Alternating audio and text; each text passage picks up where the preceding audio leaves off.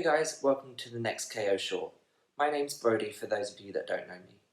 Now in this video we're going to continue looking at angels, and we're going to look at two of the named angels in particular, being Gabriel and Michael. Now these two are two of the archangels of heaven, those being like right at the top of the hierarchy. And they are the most famous of angels, and Gabriel is probably the most famous being. His name in Hebrew is Gabriel, meaning God is my power, and Michael in Hebrew is Michael, meaning who is like God. And both of these angels first appear by name in the book of Daniel. Gabriel appears in Daniel chapter 8. Daniel has a vision of a ram and a goat, and he's left perplexed and confused as to what's going on. And God sends a messenger to him to explain the vision. Remember, angel means messenger of God. So he sends, in particular, Gabriel to Daniel to explain what's going on.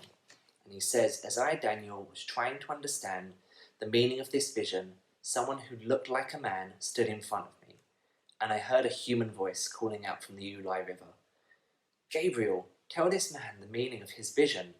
As Gabriel approached the place where I was standing, I became so terrified that I fell with my face to the ground. Now, Gabriel looked like a man. It's the misconception that all angels have wings. Gabriel passed as a man, could have easily just walked around in public. And yet he showed so much of God's power through him that Daniel fell in terror. And while this is Gabriel's first mention here, by name, some theologians believe that he also appeared way earlier in the Old Testament, maybe even in Exodus, in Sodom and Gomorrah. Some people believe that that's where Gabriel was first hinted at. But because it's not by name there, this is where we take it as this is the first mention in Daniel chapter 8. And Gabriel, by theologians and other scholars and other authors later on, is known to be the messenger of God. Like in particular, he is the main messenger of God. He gave this explanation to Daniel. His more famous passages in Luke, he appears to Zechariah and tells him about how he's going to have a son called John, who will prepare the way for the Messiah. He then appears to Mary and Joseph and tells them, you will have a son, he will be Emmanuel, he will save everyone. Joseph, marry Mary, don't let her be shamed. He delivers God's messages to these people so they can then carry out the will of God.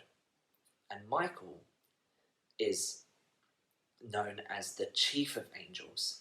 He appears 2 chapters afterwards in Daniel chapter 10.